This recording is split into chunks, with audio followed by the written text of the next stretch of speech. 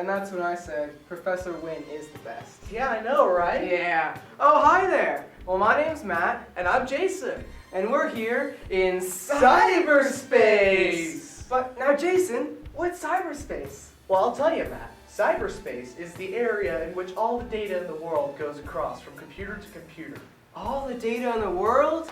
That must be a lot. It is. How do we keep all this safe? Well, you see, we have different methods such as encryption in order to make sure the data isn't taken by the people who shouldn't have it. Encryption? Jason, can you tell me more about encryption? Yes, I will.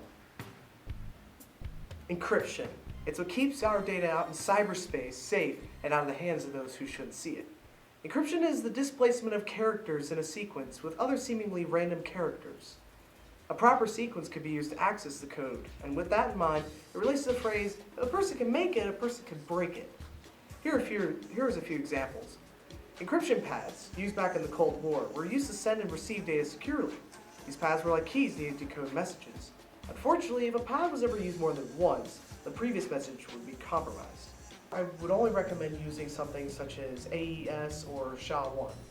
Now, you would say MD5, but unfortunately it's been proven since the mid-1990s that the MD5 has been hackable, has been breakable.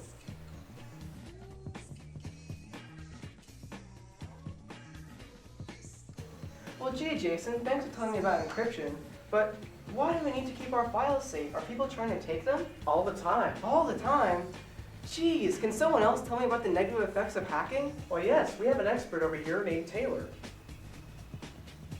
Unethical hacking is taking users' information and publicly displaying it without their consent. This is obviously illegal, but the groups that are involved are usually good at remaining anonymous so they don't get caught. There are many ways people are able to steal information. Sites or companies can also have their information stolen due to their own incompetence. Ashley Madison was a site created for married men who wanted to find other suitors. Almost all of their users' information was stolen, such as addresses, credit card info, phone numbers, and emails. The hackers that were involved in this said the site wasn't too hard to crack because the company didn't end up encrypting their customers' information anyway. So all of the information was visible as soon as the group got into the database. Usually sites encrypt their info, so when something like this happens, the hackers have to do even more work to find the personal data.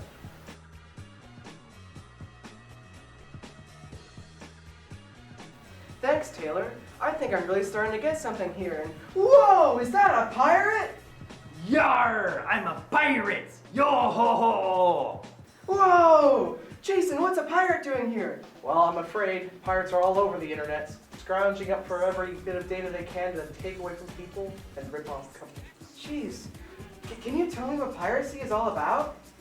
I'm here to teach you about piracy. Piracy be the unauthorized use or reproduction of another's work, whether it be movies, music, games, or software. You wouldn't download a boat, would you?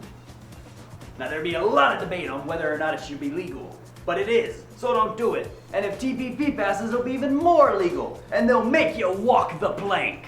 Arr! Now I gotta cast off, mateys. There's plenty of loot to plunder and plenty of thorns to seed.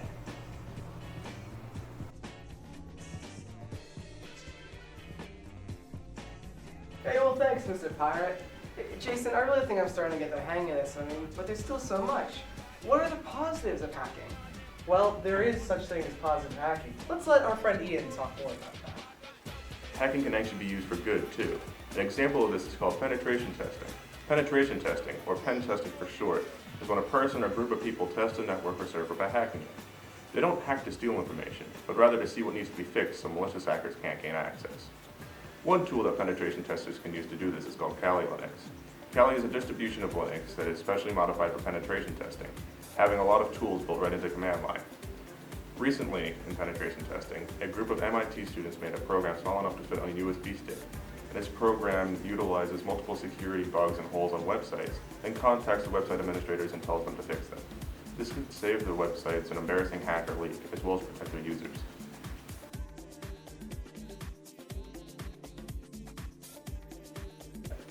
Hey, thanks, Ian. I think I got the hang of all this now, Jason. We learned about encryption, how to protect our data so it's secure. We also learned about piracy. Piracy! People are taking files against the copyright. We learned about ethical hacking. Penetration testing in order to make sure you can find the holes in your system. And we also learned about the downsides of hacking, people taking our information and to use it against us. Man, I think the real takeaway here is that we just have to be careful with our data. There are a lot of people out there who want to take it, but if we can be safe and use cybersecurity to benefit us all, we can make cyberspace a better place for everyone. Well, I think you really have learned today, Matt. Thanks, Jason. Come on, let's go to Professor Wynn's class. Yeah!